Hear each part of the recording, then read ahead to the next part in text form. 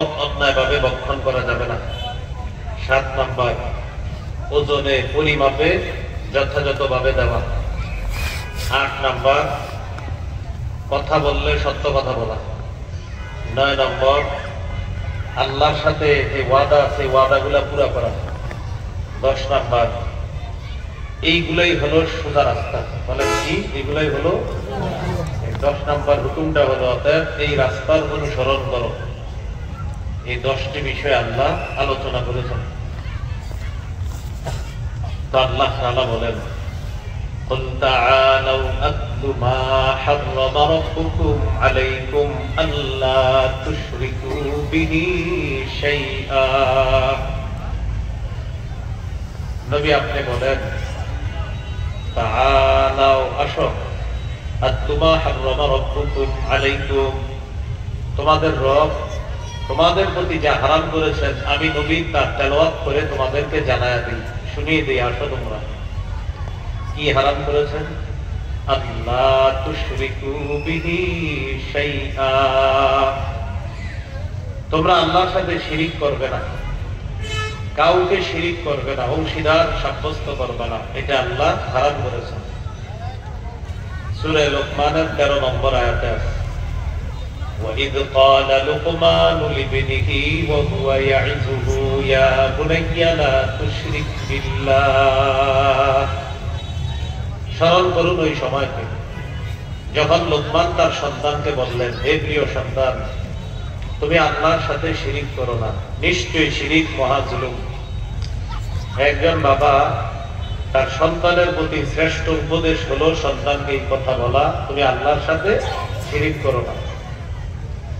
সূরা আনআমের 82 নম্বর আয়াতে আছে, আল্লাযীনা আমানু ওয়া লাম ইয়ালবিসু ঈমানাহুম বিযুলমিন উলাইকা লাহুমুল আমনু ওয়া হুম মুহতাদুন। যারা ঈমান এনেছে এবং ঈমানকে শিরিকের সাথে সংমিশ্রণ করেনি, উলাইকা লাহুমুল আমনু, আল্লাহ তাআলা বলেন তাদের জন্যই নিরাপত্তা আমি আল্লাহ ঘোষণা করলাম। ওয়া হুম মুহতাদুন, তারাই হেদায়েত প্রাপ্ত। যারা ঈমান এনেছে এবং ঈমানকে শিরিকের সাথে সংমিশ্রণ করেনি তাদের জন্যই নিরাপত্তা। সূরা বাকারার 54 নম্বর আয়াতে আছে, মুসা আলাইহিস সালামের জাতি বাছুরকে উপাস্য বানিয়ে এদের পূজা করা শুরু করছে। মুসা আলাইহিস সালাম তাদেরকে বললেন, আল্লাহ আল্লাহর ভাষায় আমাদেরকে জানিয়ে দিচ্ছেন, ইয়া কওমি ইন্নাকুম যালামতুম আনফুসাকুম বিত্তিখাযিকুমুল ইজলা ফাতুবু ইলা বারিইকুম। হে আমার সম্প্রদায়, তোমরা বাছুরকে উপাস্য হিসাবে গ্রহণ করার মাধ্যমে তোমরা নিজেরা নিজেদের প্রতি জুলুম করেছো, অন্যায় করেছো। তাহলে বাছুরকে উপাস্য বানানো এটা শিরিক, এটা মহা অন্যায়। এই শিরিক করা নিষেধ। 10 বিষয়ের প্রথম বিষয় হলো শিরিক করা নিষেধ, শিরিক করা যাবে না। 2 নম্বর, তোমরা আসো আমি তোমাদেরকে বলে দেই, ওয়াবিল ওয়ালিদাইনি ইহসানা। আল্লাহ আমি নবীকে বলেছেন তোমাদেরকে জানিয়ে দেওয়ার জন্য তোমরা পিতা মাতার আনুগত্য করবা, সেবা করবা। তাহলে এখানে হারাম কি? আল্লাহ তো হারাম করছেন। হারাম হলো তাদের নাফরমানি করা হারাম, পিতা মাতার নাফরমানি করা হারাম, তাদের আনুগত্য করা, তাদের সেবা করা। সূরা বনী ইসরাঈলের 23, 24, 25 নম্বর আয়াতে আল্লাহ তাআলা বলেন, وَقَضَى رَبُّكَ أَلَّا تَعْبُدُوا إِلَّا إِيَّاهُ وَبِالْوَالِدَيْنِ إِحْسَانًا وَقَضَى رَبُّكَ, আপনার রব ফয়সালা করে দিয়েছেন, সিদ্ধান্ত করে ফেলেছেন, আল্লাহ তা'বুদু ইল্লা ইয়্যাহ, তোমরা আল্লাহ ছাড়া কারো ইবাদত করবে না।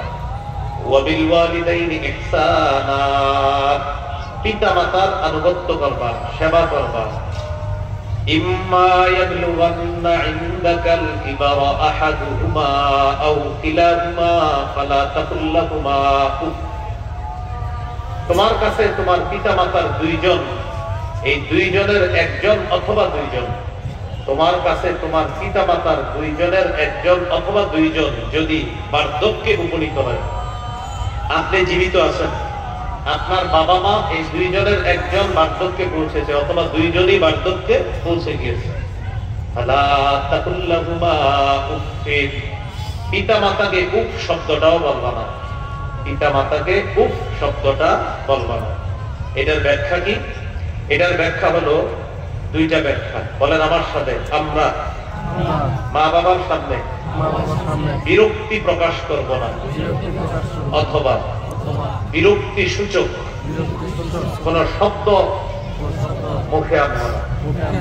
মা বাবার সামনে বিরক্তি প্রকাশ করব না, অথবা বিরক্তি সূচক কোন শব্দ মুখে আনবো না। মানুষ বিরক্ত হয় কখন? একটা কথা বারবার বললে মানুষ বিরক্ত হয়ে যায়। বারবার বললে মানুষ কি হয়? ভাই আওয়াজ কমা, পাশের আওয়াজ কমা, এই ভাই এগুলো কমা। মানুষ বিরক্ত হয় কখন? এক কথা বারবার বললে মানুষ বিরক্ত হয়ে যায়। আওয়াজ পিছন থেকে সামনে দিবেন, ওখান থেকে দিবেন না, বুঝছেন? পিছন থেকে সামনে দিবেন, ওখান থেকে আনবেন না। মানুষ বিরক্ত হয় কখন? বিরক্ত হয় বারবার এক কথা বললে। মা বাবা বৃদ্ধ বৃদ্ধা হয়ে গেলে এক কথা বারবার বলবে, এই বারবার বললেও সাবধান, মুখে বিরক্তি ভাবও আনবেন না, বিরক্তি সূচক কথাও বলবেন না। মা বাবা বৃদ্ধ হয়ে গেলে শিশুর মতো হয়ে যায়। শিশু যেমন এক কথা বারবার বলে, ওই বৃদ্ধ মা বাবাও এক কথা বারবার বলতে পারে। বললেও আপনি বিরক্তি প্রকাশ করবেন না, আর বিরক্তি সূচক কোন শব্দ আপনি মুখে আনবেন না। এই হলো ফালা তাকুল লাহুমা উফিন, উফ শব্দটা বলবা না, এটার ব্যাখ্যা মনে থাকবেন ইনশাআল্লাহ। তাদের সামনে উফ বলবা না। উফ মানে আরে এত গ্যাঞ্জাম করেন না তো, না, এরকম করা যাবে না। বারবার এক কথা বললেও আপনি কোনো বিরক্তির ভাব চেহারায় আনবেন না। আল্লাহ কথাগুলা মনে রেখে পিতা মাতার সেবা করার তৌফিক দান করেন। তো আল্লাহ তাআলা বলেন, ইম্মা ইয়াবলুগান্না ইনদাকাল কিবারা আহাদুহুমা আও কিলাহুমা ফালা তাকুল লাহুমা উফিন ওয়ালা তানহারহুমা। তোমার কাছে তোমার পিতা মাতার দুইজনের একজন অথবা দুইজন যদি বার্ধক্যে উপনীত হয়, তাদেরকে উফ শব্দটাও বলবা না। ওয়ালা তানহারহুমা, তাদেরকে ধমক দিবা না। وَقُلْ لَهُمَا قَوْلًا كَرِيمًا, তাদের সাথে উত্তম কথা বলবা, সম্মান সূচক কথা বলবা, ভালো ভালো কথা বলবা, নরম কথা বলবা। কওলান কারীমা, সম্মান সূচক কথা বলবা, উত্তম কথা বলবা, ভালো ভালো কথা বেশি বলবা। বাবা মা বৃদ্ধ হয়ে গেলে বারবার এক কথা বললেও জি আব্বা ঠিক আছে, জি আম্মা ঠিক আছে, এরকম বলবেন। মানে আপনি বুঝতেছেন যে এটা ঠিক না আসলে, এরপরে বলবেন জি জি জি জি ঠিক আছে, ঠিক আছে, এরকম বলবেন। ওই যে এক কথা বারবার বলবে, তা আপনি বলবেন জি জি ঠিক আছে, কিন্তু আপনি আসলে তো জানেন কোনটা করতে হবে আর কোনটা করতে হবে না। তো ওই বয়সে যখন পৌঁছে যাবে, আল্লাহ তাআলা বললেন وَقُلْ لَهُمَا قَوْلًا كَرِيمًا, সম্মান সূচক কথা বলবা। আপনি আপনার শিশুকে বারবার বলার পরেও কিন্তু আদর করেন, হ্যাঁ বাবা ঠিক আছে ঠিক আছে। ও 100টা আবদার করে, আপনি কি 100 আবদার গুলো করবেন? করবেন না, কিন্তু বারবার সব কি বলেন? আচ্ছা ঠিক আছে, আচ্ছা ঠিক আছে। ঠিক মা বাবা বৃদ্ধ বৃদ্ধা হওয়ার পর তারা অনেক কথা বলবে, জি আব্বা ঠিক আছে, জি আম্মা ঠিক আছে। এটা হলো সম্মান সূচক কথা তাদের সাথে বলবে। ওয়াখফিদ লাহুমা জানাহাদ যুল্লি মিনার রাহমা, তুমি নম্র আচরণের মাধ্যমে মা বাবার সামনে বিনয় প্রকাশ করবা, তাদের সামনে নত হবা, বিনয় প্রকাশ করবা, তাদের সামনে নিজেকে সঁপে দিবা। ওয়াখফিদ লাহুমা, তাদের সামনে তুমি নত হবা, বিনয়ী হবা, নম্র ভাব প্রকাশ করবা।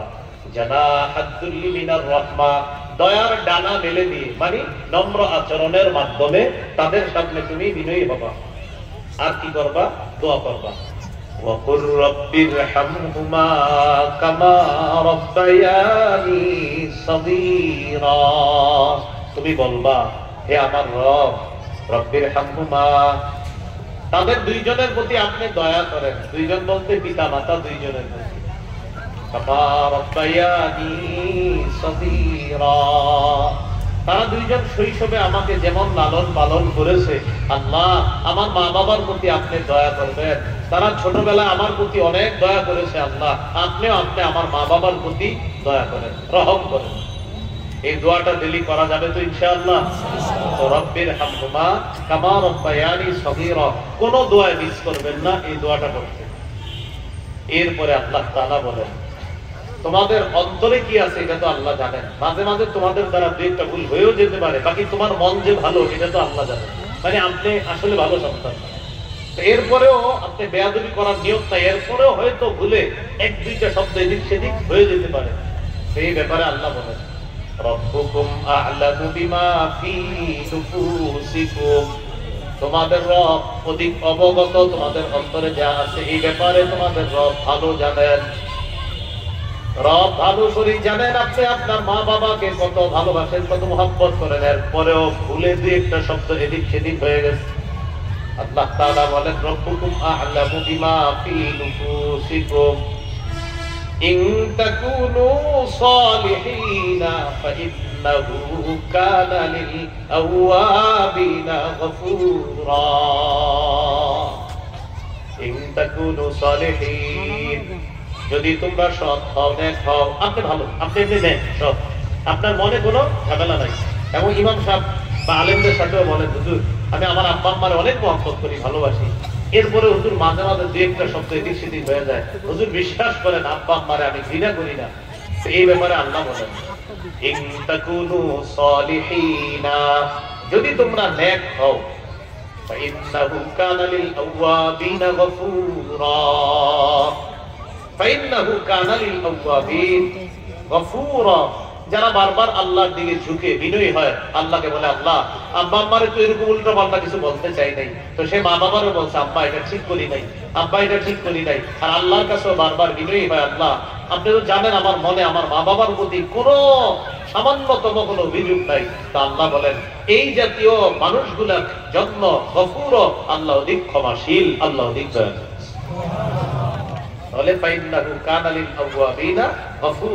যারা বারবার আল্লাহর দিকে ঝুঁকে বলে, আল্লাহ আমি এটা কি করলাম, আমার আব্বার সাথে কেন আজকে একটু উঁচু গলায় কথা বলে ফেললাম, এরকম আপনার মনের মধ্যে আছে, তো এটা আল্লাহ তো জানেন। তা আল্লাহ বলেন, আল্লাহ তোমার প্রতি ক্ষমাশীল, তোমার প্রতি দয়ালু। এই জন্য কখনো যদি উল্টা পাল্টা দুই একটা শব্দ মুখে এসেও যায়, মা বাবার সাথে বলে ফেলবেন, আম্মা আমার ঠিক হয় না এইভাবে আপনার সাথে অন্যায় আচরণ করা। আর মা বাবার কাছে সন্তান, সে তো সারা জীবন ছোটই, তো মা বাবার কাছে যতবার আপনি ক্ষমা চাবেন, আপনি ছোট হবেন না, আল্লাহ আপনাকে বড় বানায় দিবেন। আল্লাহ কথাগুলো মনে রাখার তৌফিক দান করুন। এই হলো সূরা বনী ইসরাঈলের 23, 24, 25 নম্বর আয়াত। চলেন আমাদের মূল আলোচনায় চলে যাই। কয়টা কথা আল্লাহ বলছে? 10টা। 1 নম্বর শিরিক করবা না, 2 নম্বর পিতা মাতার সেবা করবা, পিতা মাতার কি করবা? সেবা করবা।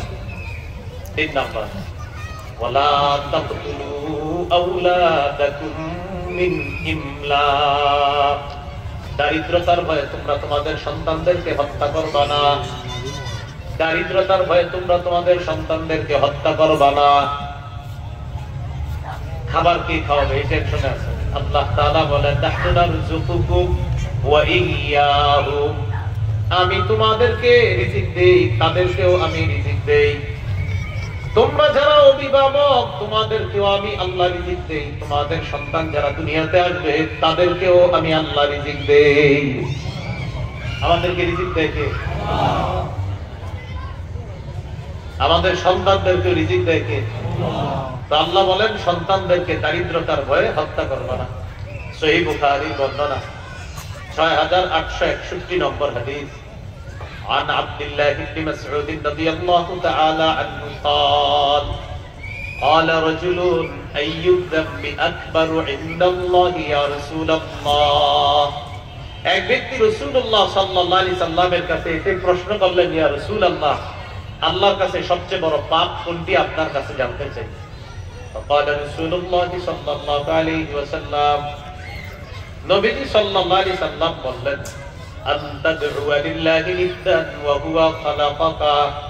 তুমি আল্লাহর সাথে বারবার বাঁশি ফুটিচ্ছে,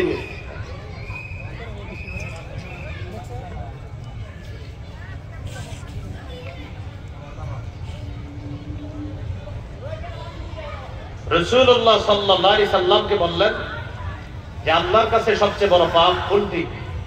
فقال رسول الله صلى الله عليه وسلم أن تدعو لله ندا وهو خلقك তুমি আল্লাহর সাথে কোনো সমকক্ষ নির্ধারণ করা অথচ আল্লাহ তোমাকে সৃষ্টি করেছেন, এটা হলো সবচেয়ে বড় পাপ। قال ثم أي يا رسول الله হুজুর এরপর সবচেয়ে বড় পাপ কোনটা? নবীজি বললেন أن تقتل ولدك مخافة أن يطعم معك তুমি তোমার সন্তানকে এই ভয়ে হত্যা করা যে তোমার সন্তান তোমার সাথে খাদ্যে অংশগ্রহণ করবে, এই ভয়ে সন্তানকে হত্যা করা, এটা হলো এরপর সবচেয়ে বড় পাপ। তাহলে সন্তানকে এই ভয়ে হত্যা করলেন যে ওরে কে খাওয়াবে, ও আমার সাথে খাবে, আমার ঘরে খাবে, এই ভয়ে হত্যা করা, এটা সবচেয়ে বড় পাপ। قال ثم أي يا رسول الله হুজুর এরপর সবচেয়ে বড় পাপ কোনটি? قال رسول الله صلى الله عليه وسلم তুমি তোমার প্রতিবেশীর স্ত্রীর সাথে ব্যভিচার নামক অপরাধে জড়িয়ে যাওয়া, এটা হলো এরপরে সবচেয়ে বড় পাপ। রাসূলুল্লাহ সাল্লাল্লাহু আলাইহি সাল্লাম এই হাদিসের মধ্যে বললেন, এক নাম্বার তুমি আল্লাহর সাথে কোনো সমকক্ষ নির্ধারণ করা অথচ আল্লাহ তোমাকে সৃষ্টি করেছেন। আমাদের মাহফিলগুলো বর্তমানে মেলায় রূপান্তরিত হয়ে যাচ্ছে, কিসের? হ্যাঁ, পাশে পুরো মেলার মতো মনে হচ্ছে আমার, তো মেলা না মাহফিল। কেন এমন হয়ে যাচ্ছে দিন দিন? আল্লাহ ভালো জানে। আপনি মেলা যাবেন, মেলা দেখবেন সেম কাহিনী চলতেছে, ওই যে এর উপরে একজন বাতি ফুটাইতেছে, নামাইতেছে, মেলায় তো এগুলো হয়। মাহফিল আর মেলার পার্থক্যটা কোথায় হয়? মাহফিল হবে গাম্ভীর্যপূর্ণ অবস্থা, মাহফিলের আশেপাশে বাঁশি পেও মেও কেউ এগুলো হবে না, তো এটা তো মাহফিল, তো মেলা না। এটা কি মাহফিল? আপনারা যদি বলেন হুজুর আপনি এটা কোনো কথা বললেন, এটাই শরীয়তের কথা, আপনার পছন্দ হলেও এটা শরীয়তের কথা, পছন্দ না হলেও এটাই শরীয়তের কথা। মাহফিলের মেলা তো এক করা যাবে না। মাহফিলের আধা কিলোর কাছে পাশে দোকানপাট না বসতে দেওয়া, আধা কিলোর আশেপাশে দোকানপাট বসতে না দেওয়া, টোটাল প্রয়োজনে দোকানপাট কোনোভাবেই বসতে না দেওয়া। এই জন্য মেলা আর মাহফিলের পার্থক্য থাকা দরকার। মানুষ মেলায় যায় বাঁশি ফুয়াবে, উপরে আপনার ওইরকম লাইট মারবে, নিচে নামবে, এটা হলো মেলার কাজ। শয়তান সব কাজ করায়। এখানে দেখেন আপনি বাইরে শয়তান যা যা মেলায় করায় সব এখানে করাচ্ছে। লাভ হলো কি?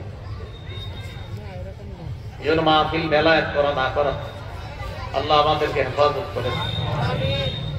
রাসূলুল্লাহ সাল্লাল্লাহু আলাইহি সাল্লাম বললেন, সবচেয়ে বড় পাপ তোমাকে আল্লাহ সৃষ্টি করেছেন সেই আল্লাহর সাথে তুমি সমকক্ষ নির্ধারণ করা। দুই নাম্বার জিজ্ঞাসা করলেন এরপর সবচেয়ে বড় পাপ কোনটি? রাসূলুল্লাহ সাল্লাল্লাহু আলাইহি সাল্লাম বললেন, তুমি তোমার সন্তানকে এই ভয়ে হত্যা করা যে সে তোমার সাথে খাবে। তিন নাম্বার জিজ্ঞাসা করলেন হুজুর এরপর সবচেয়ে বড় অপরাধ কোনটি? নবীজি বললেন, তুমি তোমার প্রতিবেশীর স্ত্রীর সাথে ব্যভিচারে লিপ্ত হওয়া, এরপর সবচেয়ে বড় পাপ। আল্লাহ আমাদেরকে হেফাজত করেন। আমিন। কয় কথা আল্লাহ বলতেছে? 10 কথা। এর মধ্যে কয় নাম্বারটা গেল? 3 নাম্বার। ওয়ালা তাকতুলু আওলাদাকুম মিন ইমলাক, তোমরা তোমাদের সন্তানদেরকে দারিদ্রতার ভয়ে হত্যা করবা না। নাহনু নারযুকুকুম ওয়া ইয়্যাহুম, অভিভাবক তোমরা যারা, আমি আল্লাহ তোমাদেরকে রিজিক দেই, আর তোমাদের সন্তান যারা দুনিয়াতে আসবে তাদেরকেও আমি আল্লাহ রিজিক দেই। তাহলে আমাদের রিজিকের ব্যবস্থা কে করেন? আল্লাহ। সন্তানের রিজিকের ব্যবস্থা কে করেন? আল্লাহ। এই হলো 3 নাম্বার কথা। 4 নাম্বার, ওয়ালা তাকরাবুল ফাওয়াহিশা মা যাহারা মিনহা ওয়া মা বাতান, প্রকাশ্য অশ্লীলতা, গোপন অশ্লীলতার কাছেও যেও না। প্রকাশ্য অশ্লীলতা, গোপন অশ্লীলতার কাছেও যেও না। একটা প্রকাশ্যে অশ্লীল পাপ করতেছে সবাই, টেলিভিশনে প্রকাশ্যে অশ্লীল সিনেমা চলতেছে, বাস আপনারা সবাই দাঁড়ায় গেলেন, এটা প্রকাশ্যে অশ্লীলতা। আরেকটা হলো দরজা জানালা বন্ধ করে আপনি একা একা ইলেকট্রনিক মিডিয়ার মাধ্যমে কোনো অশ্লীল কাজ দেখতেছেন, এটা গোপন অশ্লীলতা। তাহলে প্রকাশ্য অশ্লীলতার কাছেও যাবা না, গোপন অশ্লীলতার কাছেও যাবা না। প্রকাশ্যে আপনি যাকে স্পর্শ করা হারাম, যাকে দেখা হারাম, যার সাথে আপনি চলা হারাম, তার সাথে প্রকাশ্যে চলতেছেন, এটা প্রকাশ্য অশ্লীলতা। আবার গোপনে আপনি তার সাথে কোনো অপকর্মে লিপ্ত হলেন, এটা গোপন অশ্লীলতা। তো 4 নাম্বার, আল্লাহ তাআলা বলেন, নবী আপনি উপদেশ দিয়ে দেন ওয়ালা তাকরাবুল ফাওয়াহিশা মা যাহারা মিনহা ওয়া মা বাতান, প্রকাশ্য অশ্লীলতার কাছে যেও না, গোপন অশ্লীলতার কাছেও যেও না। অন্য আয়াত আছে ওয়াদারু যাহিরাল ইসমি ওয়া বাতিনা, হে মানুষ দারু ছেড়ে দাও, যাহিরাল ইসমি প্রকাশ্য পাপ, ওয়া বাতিনা গোপন পাপ।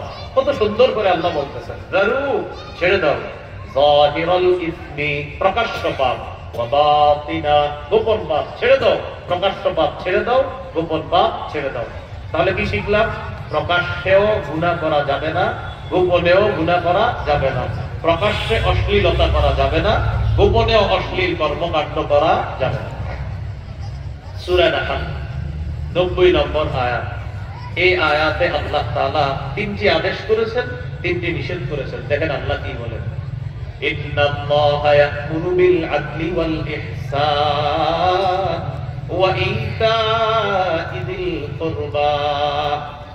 আল্লাহ তাআলা আদেশ করেন বিল আদলি, ইনসাফের আদেশ করেন, ওয়াল ইহসান পরোপকারের আদেশ করেন, ওয়া ইতা'i যিল কুরবা নিকটাত্মীয়দেরকে দেওয়ার আদেশ করেন, ওয়া ইয়ানহা আনিল ফাহশাই ওয়াল মুনকারি ওয়াল বাগই আল্লাহ অশ্লীল কাজ থেকে নিষেধ করেন, ওয়াল মুনকার অপছন্দনীয় কাজ থেকে আল্লাহ নিষেধ করেন, ওয়াল বাগই সীমা লঙ্ঘন করা থেকে আল্লাহ নিষেধ করেন।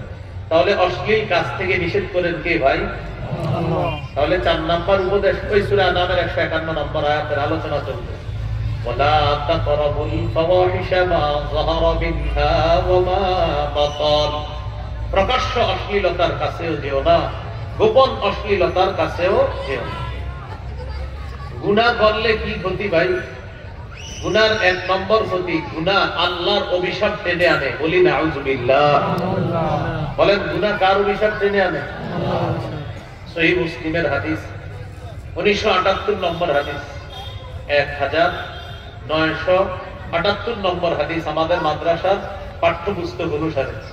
আর আপনাদের পকেটে একটা উস্তাদ আছে, ওই অনুযায়ী 5018 নম্বর হাদিস এই হাদিসের মধ্যে আছে। ক্বালা রাসূলুল্লাহ সাল্লাল্লাহু আলাইহি ওয়াসাল্লাম, নবীজি বলেন লা'নাল্লাহ মান লা'ানা ওয়ালিদা, আল্লাহ তাআলা ওই ব্যক্তিকে অভিশাপ দেয় যে তার মা বাবাকে অভিশাপ দেয়। আল্লাহ ওই ব্যক্তিকে অভিশাপ দেয় যে তার মা বাবাকে অভিশাপ দেয়। অর্থাৎ মা বাবাকে অভিশাপ দিন না কোনোদিন। মা বাবা যদি বদ্দীন হয়, বেদিন হয়, মনে করেন মা বাবা কাফের, আপনি মুসলমান হয়েছেন, এরপরেও মা বাবারে বদদোয়া দিলেন না, মা বাবারে অভিশাপ দিলেন না, বুঝাইতে হবে। মা বাবা অমুসলিম, তাও সেই মা বাবারে আপনি ধমক দিয়ে কথা বলা যাবে না, আব্বা মুসলমান হয়ে যান, আম্মা মুসলমান হয়ে যান, এইভাবে বলতে হবে। ভাই মনে থাকবেন এই কথাগুলা। লা'নাল্লাহু মান লা'ানা ওয়ালিদা, আল্লাহ ওই ব্যক্তিকে অভিশাপ দিয়েছেন যে ব্যক্তি তার পিতা মাতাকে অভিশাপ দেয়।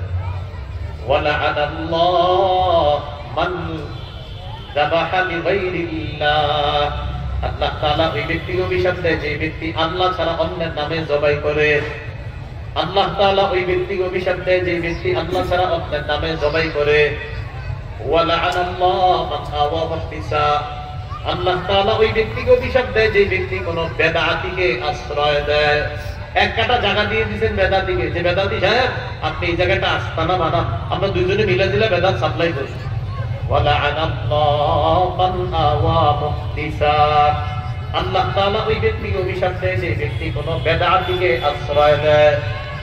ওয়া লা'ানাল্লাহু মান গায়্যারা মানারাল আরদ, আল্লাহ তাআলা ওই ব্যক্তিকে অভিশাপ দেয় যে ব্যক্তি জমিনের সীমানা পরিবর্তন করে দেয়, জমিনের চিহ্ন পরিবর্তন করে দেয় যে ব্যক্তি, ওই ব্যক্তিকে আল্লাহ তাআলা অভিশাপ দেয়। জমিনের সীমানা, আপনার জমিন হলো এই বাঁশ দিয়ে মনে করেন সীমানা দিয়ে রাখছেন না, আপনি একদিন চুপি চুপি কি করছেন, ফজরের পরে সীমানার বাঁশটা এখান থেকে তুলে আরেকটু বাড়াইছেন, পরের দিন আরেকটু বাড়াইছেন। আরে ঘটনা কি ভাই, আপনি এমন করতেছেন কেন? পাওয়ারে আছে এখন, এই পাওয়ারের কারণে জায়গা বাড়তেছে। কিসের কারণে? সাবধান, পাওয়ার দেখাইতে যান, কতদিন দেখাইতে মারা যাইবেন, এরপরে তো শেষ। কি বলেন? মৃত্যু পর্যন্ত ধরে নেন, বাস এরপরে শেষ। ওয়ালা'আনাল্লাহ মান গায়্যারা মানারাল আরদ। ওই ব্যক্তিকে আল্লাহ তাআলা অভিশাপ দেয় যে ব্যক্তি জমিনের সীমানা পরিবর্তন করে দেয়, নিশানা পরিবর্তন করে দেয়। দুইজনের জমিনের মাঝখানে এই বড় রাস্তা ছিল আগে, এই পাশেরটা হাজী সাহেবের জমি, এই পাশেরটা কাজী সাহেবের জমি। এইটা কমতে কমতে কিছুদিন পরে একটু হয়ে গেছে। আরে ঘটনা, এই যে কাজটা করলেন এটা আল্লাহ আপনাকে অভিশাপ দিবে। তাহলে ভাই পাপ আল্লাহর অভিশাপ টেনে আনে। পাপ কি করে আল্লাহর অভিশাপ টেনে আনে। এইগুলো একটা দৃষ্টান্ত, পাপ যে আল্লাহর অভিশাপ টেনে আসে। আল্লাহ আমাদেরকে হেফাজত করে। আমিন। সহিহ বুখারীর বর্ণনা 6783 নম্বর হাদিস। এই হাদিসের মধ্যে আছে عن أبي هريرة رضي الله تعالى عنه قال رسول الله صلى الله عليه وسلم لعن الله السارق يسرق البيضة فتقطع يده।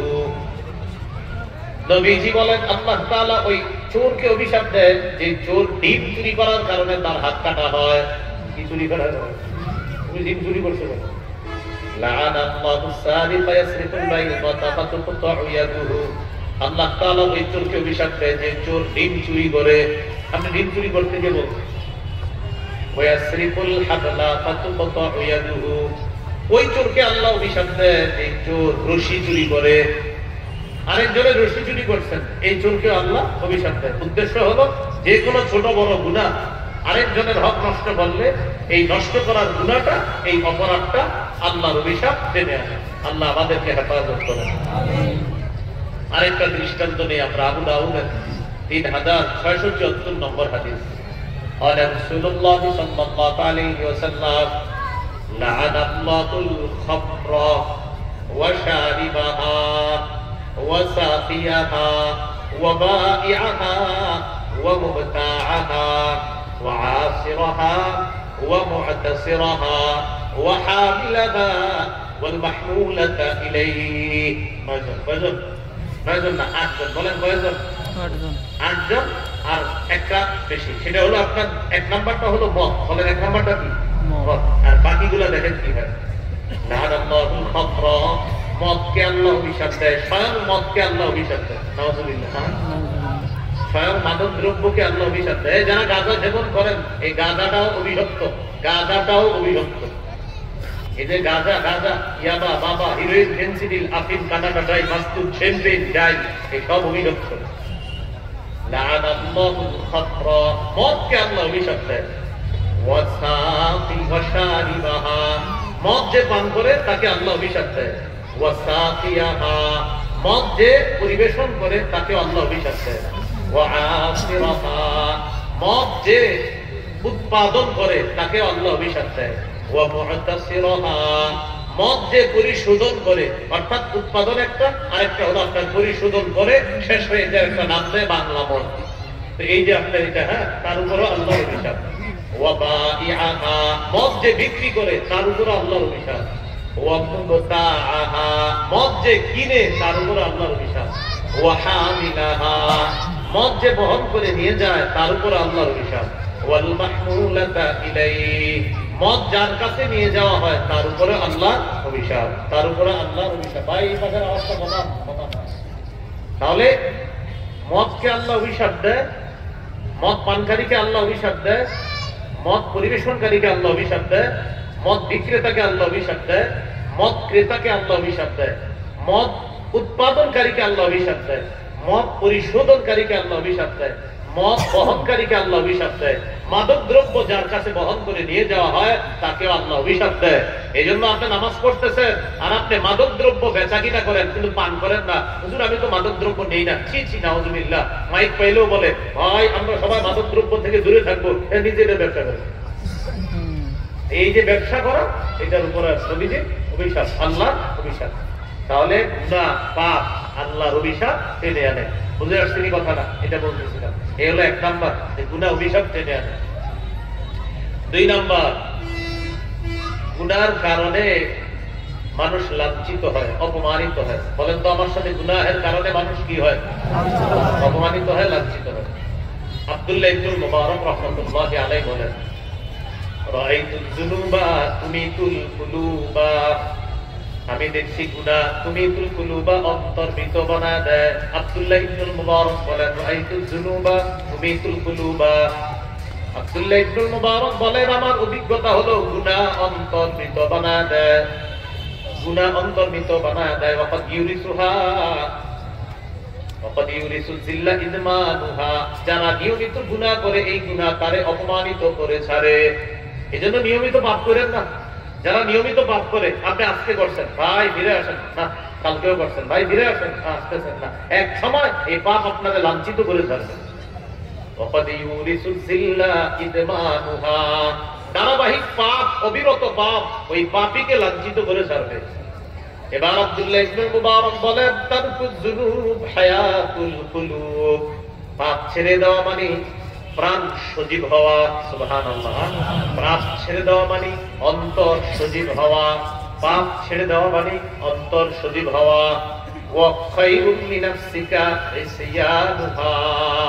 আর গুনাহ ছেড়ে দেওয়া মানে তোমার নফসের জন্য এটা একটা তুমি ভালো কাজ করলা। তাহলে ভাই কি শিখলাম? পাপের কারণে মানুষ অপমানিত হয়, লাঞ্ছিত হয়। আব্দুল্লাহ ইবনুল মুবারক বলেন আমার অভিজ্ঞতা হলো এই পাপ যে ছেড়ে দেয় তার অন্তরটা আবার আল্লাহ সজীব বানায় দেয়। আর ওই অন্তরটা এমন অবস্থা হয় যে পাপ ছেড়ে দিতে দিতে দিতে তার নফসটাকে আল্লাহ উত্তম বানায়। তাহলে 2 নাম্বার কি শিখলাম? পাপের কারণে মানুষ লাঞ্ছিত হয়। ভাই নিয়মিত পাপ থেকে আল্লাহ আমাদেরকে হেফাজত করে। কখনো হয়ে গেলে সাথে সাথে ইস্তেগফার পাঠ করা। সূরা নিসার 110 নম্বর আয়াতে আছে وَمَن يَعْمَلْ سُوءًا أَوْ يَظْلِمْ نَفْسَهُ ثُمَّ يَسْتَغْفِرِ اللَّهَ يَجِدِ اللَّهَ غَفُورًا رَّحِيمًا। আল্লাহ বলেন যে পাপ করে অথবা নিজের উপর জুলুম করে সে সাথে সাথে আল্লাহর কাছে ক্ষমা চায়, সে আল্লাহকে ক্ষমাশীল পাবে, আল্লাহকে দয়ালু পাবে। এইজন্য কখনো পাপ হয়ে গেলে তাড়াতাড়ি আল্লাহর কাছে ক্ষমা চাইবে। সূরা আলী ইমরানের 135 নম্বর আয়াতে আছে ওয়াল্লাযীনা ইযা ফাআলু ফাহিশা أو ظلموا أنفسهم ذكروا الله فاستغفروا لذنوبهم ومن يغفر الذنوب إلا الله ولم يصروا على ما فعلوا وهم يعلمون। আল্লাহ বলেন মুত্তাকি তারা ওই সমস্ত মানুষগুলা যারা কোনো অশ্লীল কাজ করে ফেলে। বলেন না কি করে ফেলে? খারাপ করে ফেলার সাথে সাথে বুঝে এটা আমি নিজের উপর জুলুম করছি, সাথে সাথে আল্লাহরে স্মরণ করে আর ইচ্ছা মতো কান্না শুরু করে আল্লাহ আমি এটা কি করলাম, আমি এটা কি করলাম। পাপের জন্য ক্ষমা চাইতে থাকে আল্লাহ আমি ঠিক করি নাই, ঠিক করি নাই, মাফ করো, মাফ করো। আল্লাহ তাআলা বলে ইয়াগফিরুয-যুনুবা ইল্লাল্লাহ। ও বান্দা আমি আল্লাহ ছাড়া মাফ করবেই বা কে? সুবহানাল্লাহ। তাহলে কি শিখলাম ভাই? পাপ হয়ে গেলে সাথে সাথে আল্লাহর কাছে ক্ষমা চাওয়া, অশ্লীল কাজ হয়ে গেলে আল্লাহর কাছে ক্ষমা চাওয়া। এই জন্য নবীজি বলেছেন তার সাহাবীকে, শোনো পাপ হয়ে গেলে সাথে সাথে একটা ভালো কাজ করে ফেলবা, ওই ভালো কাজটা পাপকে মোচন করে দিবে। আবার বুঝেন পাপ হয়ে গেলে না করে ফেললে? হয়ে গেলে। বলেন পাপ হয়ে গেলে না করে ফেললে? এর মানে আমার ওয়াজে আবার এটা শিখেন না যে হুজুরে বলছে, নবীজি বলছে হাদিসের মধ্যে আর হুজুরে শোনাইছে যে পাপ কাজ করার সাথে সাথে ভালো কাজ করলে পাপটা মোচন হয়ে যায়। তার মানে আপনি একটু করে গিয়ে শুরু করবেন যে আগে একটা পাপ করবো পরে ভালো না। আমি কিন্তু বলছি পাপ করলে না, পাপ হলে। পাপ করলে না হয়ে গেলে আচ্ছা আমার দ্বারা পাপ আমি তো করবো না, আমি তো পাপ করতে, মুসলমান তো পাপ করতে পারে না। যদি হয়ে যায় আল্লাহ আমি ঠিক করি নাই কাজটা, সাথে সাথে ভালো কাজ করে ফেলে। আল্লাহ আমাদের সকলকে কথাগুলো বোঝার তৌফিক দান করেন। আমিন। বলছিলাম পাপের কারণে লাঞ্ছিত হয় মানুষ, আল্লাহ হেফাজত করেন। আমিন। 3 নাম্বার, পাপের কারণে আল্লাহ প্রদত্ত বিদ্যা মানুষ ভুলে যায়। কোরআন সুন্নাহর বিদ্যা মানুষ ভুলে যায় পাপের কারণে। বিশেষ করে কোরআন সুন্নাহর বিদ্যা পাপের কারণে মানুষ ভুলে যায়। অনেকে বলে হুজুর সূরাটা মুখস্থ থাকে না। কি বলে? হুজুর মুখস্থ রাখতে পারি না। পাপ ছেড়ে দেন, পাপ ছেড়ে দেন। কয়েকটা দৃষ্টান্ত দেই। 1 নাম্বার দৃষ্টান্ত আব্দুল্লাহ ইবনে মাসউদ রাদিয়াল্লাহু তাআলা আনহু বলেন ইন্নী লা আহসিবু আন্না রাজুলা ইয়াসাল ইলমা ক্বাদ আলিমাহু বিদ-দামবি ইয়ামালুহু। আব্দুল্লাহ ইবনে মাসউদ বলেন আমি মনে করি মানুষ তার শিখা বিদ্যাটা, জানা বিদ্যাটা ভুলে যায় পাপের কারণে। আব্দুল্লাহ ইবনে মাসউদ বলেন মানুষ তার জানা বিদ্যাটা ভুলে যায়। কালকেও তার এই বিদ্যাটা তার জানা ছিল, পকা তার মুখস্থ ছিল, আয়নার মতো তার মুখস্থ ছিল, স্বচ্ছ মুখস্থ ছিল, হঠাৎ সকালবেলা তার মনে নাই। আব্দুল্লাহ ইবনে মাসউদ বলেন তুমি ভেবে দেখো হয়তো কোনো পাপ হয়ে গেছে তোমার কারণে, যার কারণে এই বিদ্যাটা তুমি ভুলে গেছো। আব্দুল্লাহ ইবনে মাসউদ রাদিয়াল্লাহু তাআলা আনহু বলেন যে আমার ধারণা, আমার ইয়াকিন, আমার বিশ্বাস, কোন মানুষ তার জামা বিদ্যা ভুলে যায় পাপের কারণে। কিসের কারণে? হানাফি মাযহাবের ইমাম আবু হানিফা রাহমাতুল্লাহি আলাইহির ব্যাপারে শুনেন, وكان الإمام أبو حنيفة رحمه الله إذا أشكلت عليه مسألة, ইমাম আবু হানিফার যখন কোনো মাসালায় খটকা লাগতো, قال لأصحابه, তখন তিনি তার ছাত্রদেরকে বলতেন, কোন মাসালায় খটকা লাগছে, এর সমাধান পাচ্ছি না কেন, তখন ছাত্রদেরকে বলতেন, আহাযা লিযামবিন ইল্লা আহদাসতুহু, শোনো আমার মনে হয় কোনো পাপ হয়ে গেছে, এই কারণে যে আমার সমাধান আসতেছে না। ইমাম আবু হানিফা বলতেন আমার মনে হয় কোনো পাপ হয়ে গেছে তাই সমাধান আসতেছে না। তখন কি করতেন? কানা আস্তাগফিরু, উনি প্রচুর পরিমাণে এরকম করতেন, আস্তাগফিরুল্লাহ আস্তাগফিরুল্লাহ আস্তাগফিরুল্লাহ, ওয়া রুবামা কামা সাল্লা, কখনো কখনো নামাজে দাঁড়ায় যাইতেন, ফাতানকাশিফু লাহুল মাসআলা, আল্লাহ তাআলার মেহেরবানিতে তার মাসালা সমাধান হয়ে যেত। মাসালা সমাধান হওয়ার পর ইমাম আবু হানিফা বলতেন, রাজাউতু আন্নী তিবা আলাইয়া, ও ছাত্ররা শোনো, আমার আশা, আমি যে গুনাহের আশঙ্কা করেছিলাম যার কারণে মাসালার সমাধান পাচ্ছিলাম না, এখন আমি আশাবাদী আমার গুনাহটা আল্লাহ মাফ করে দিয়েছে, তাই মাসালার সমাধান আল্লাহ দিয়ে দিয়েছে। তাহলে কি শিখলাম ভাই? পাপের কারণে বিদ্যা ভুলে যায় মানুষ। ইমাম আবু হানিফার মতো ব্যক্তি বলতেছেন আমার মনে হয় কোন উল্টা পাল্টা হয়ে গেছে, না হয় আমার এটা মাথায় আসতেছে না কেন, তখন তিনি ইস্তেগফার করতেন, নামাজে দাঁড়ায় যাইতেন, তারপর তিনি বলতেন যখন মাসালা সমাধান হইতো, এই শোনো আমি আল্লাহর কাছে ইস্তেগফার করছি, আমার কোনো ভুল তো হয়েই গেছে মনে হয়,